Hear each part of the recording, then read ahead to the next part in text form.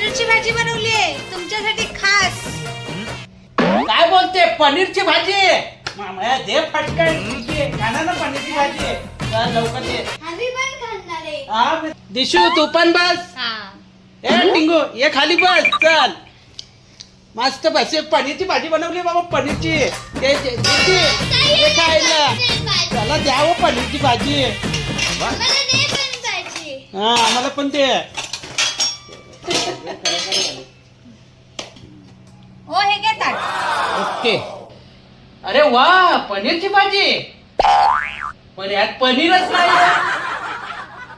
दिसतंय नाही तुला दिसतंय काय ग? पनीर कुठं आहे?